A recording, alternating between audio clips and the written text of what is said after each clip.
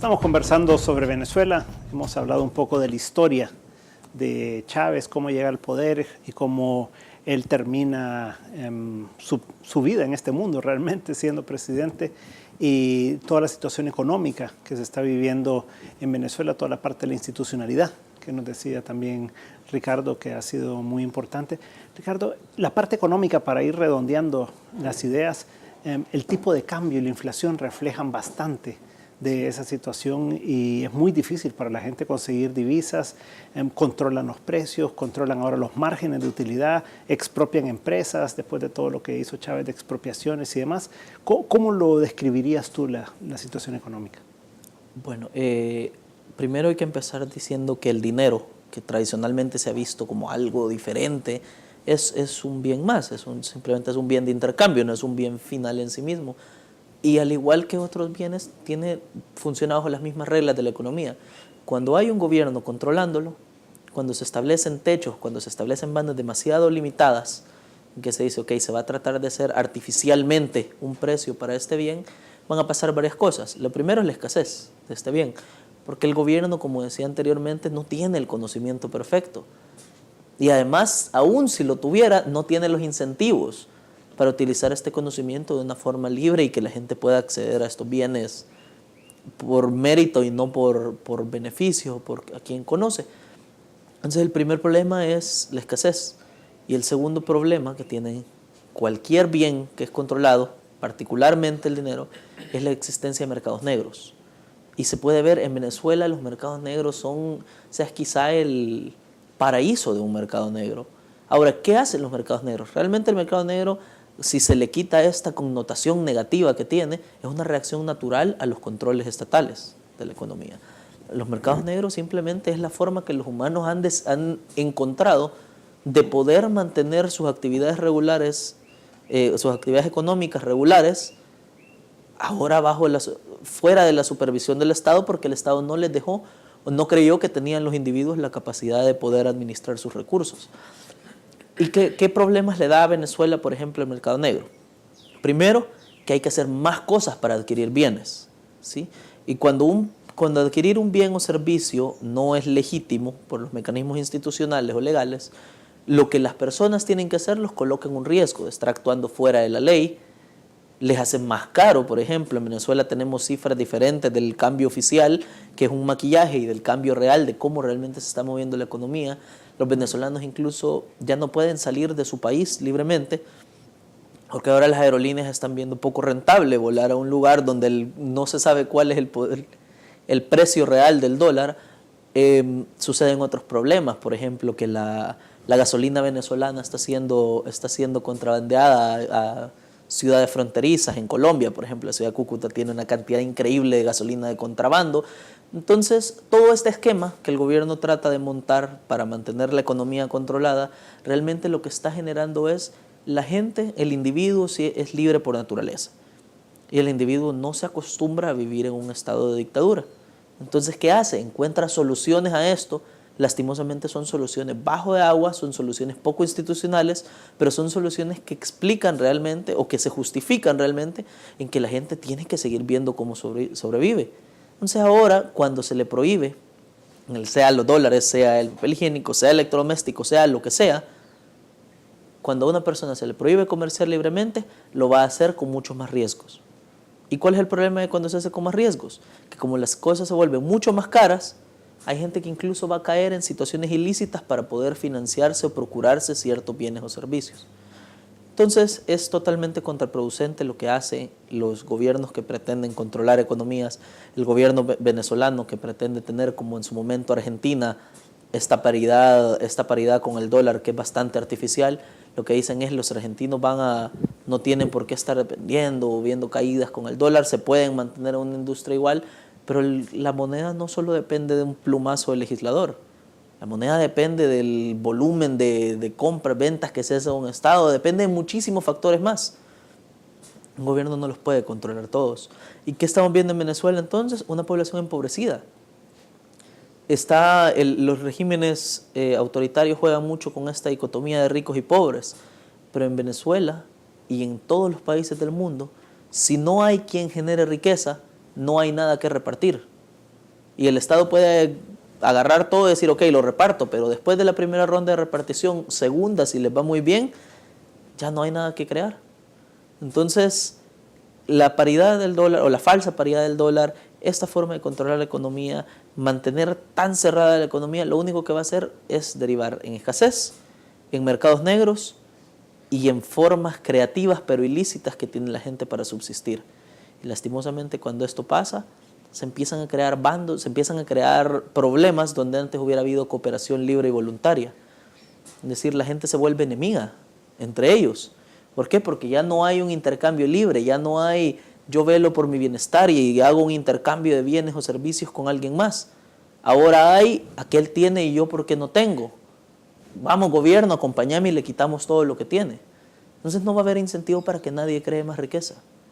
Y ese es el problema de nuestros países. Y solo quiero terminar con una frase que decía el economista Frédéric Bastiat en el siglo XIX, donde no pasan los bienes y servicios, van a pasar los tanques. Y cuando la gente no puede comerciar, inevitablemente va a pelear.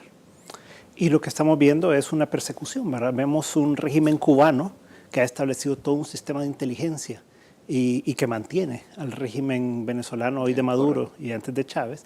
Y vemos una persecución a toda la oposición. Antes era más focalizado hacia los empresarios, expropiándoles y demás, pero ahora es contra los jóvenes, es contra la sociedad realmente como un todo. ¿Cómo has visto tú esa evolución de la persecución de los enemigos del gobierno? Pues de hecho, todo esto se origina en la preocupación que tienen, que estoy completamente convencido y claro, que tienen los hermanos Castro de que si Venezuela se les acaba la ayuda venezolana, que anda al ritmo de más o menos 13.000 millones de dólares anuales, en petróleo que se les manda 110.000 barriles diarios, que nunca verán los venezolanos pagadas esas facturas, a cambio de un montón de espejitos que manda La Habana hacia Venezuela, disfrazados de servicios médicos, de educadores. Todo esto entre comillas. Digo espejitos porque el pueblo cubano y Venezuela tienen relaciones muy estrechas desde hace muchísimos años, desde la colonia. Son pueblos hermanos. Los Castro, desgraciadamente, le pusieron el ojo a Venezuela desde tanto tiempo atrás, y lo que han creado los Castro en Venezuela es que lo que hace Venezuela es lo que Rusia se cansó de hacer en un momento dado y le dijo ya se acabó, ya no más. Y entonces Venezuela pasa a ser el Departamento de Asistencia Social cubano, y entonces a 13.000 millones de dólares al año, más 110.000 barriles diarios que le mandan, que una buena parte no pueden consumir los cubanos porque sencillamente no hay suficientes vehículos en Cuba para que se consuma eso, entonces venden la gasolina. Entonces, todo esto, ¿qué es lo que está creando? Está creando un gran temor en la clase política cubana, en donde están viendo que si cae Venezuela, se les complica la existencia al régimen cubano. Y entonces Cuba, ni lenta ni perezosa, desde hace muchísimo tiempo, ya mandó 36.000 activistas disfrazados, como dije, de médicos, de profesores, etc. Y últimamente,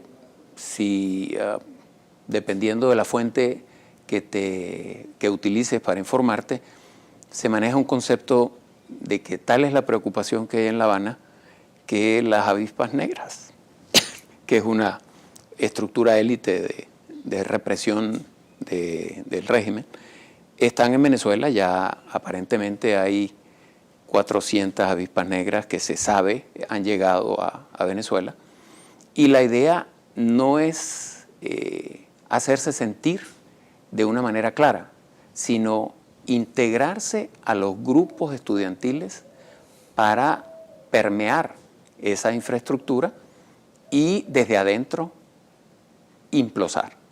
Ellos en este momento están preocupadísimos de que eso suceda, y por eso están creando estructuras de seguimiento al pueblo venezolano de una manera feroz. Hay una estructura militar, paramilitar, diría yo, cubana, que está dirigiendo una buena parte de lo que sucede en Venezuela. El ejército venezolano es un ejército de carrera, es un ejército entregado, pero está empezando a llegar el estado de cosas a un nivel en donde aparentemente quizás el régimen cubano quisiera poner en una dirección más inmediata a gente de su mismo grupo, sustituyendo gente de la estructura del estamento militar venezolano, y eso se está viendo como una intromisión, que ya es una intromisión desde hace muchísimo tiempo, pero una intromisión ya a nivel de la nacionalidad del venezolano y sobre todo del militar venezolano. No sé si hace unos días viste a un militar rechazando una supuesta orden de captura que le habían dado a un general y sencillamente lo que no se supo o se supo poco es que no procedió porque los vecinos apoyaron a este hombre. O sea, la gente se está dando cuenta de que hay una clase política cubana que está metida en toda Venezuela, y es una desgracia porque, como te digo, Venezuela y Cuba son hermanos. Y mira en lo que está terminando esto. En el diario de hoy, no sé si lograste ver 3 fotografías en la primera página de unos policías vapuleando a una muchacha en la calle. ¿Qué es esto? ¿Qué podemos esperar? Eso es lo que pretende el régimen de Maduro seguir manteniendo. No puede ser. No puede vapulear a un pueblo de esa manera. O sea, yo creo que el régimen chavista tuvo una lindísima oportunidad. Ha tenido 15 años para hacer un paraíso. Y miren lo que están. Matando estudiantes en la calle, golpeándolo a culatazos. Y esto no me lo estoy inventando, ni es movimiento de Facebook, ni nada por el estilo. Ahí está la fotografía. Es tremendo. Es el momento en que empecemos a razonar todas las partes. Aquí no hay izquierda ni derecha. Aquí hay país. Eso es lo que hay. Y seres humanos, ¿verdad? Al final de cuentas. Vamos a un corte comercial y luego veremos las implicaciones para El Salvador de todo esto que está pasando. De momento estamos de nuevo con 361 grados.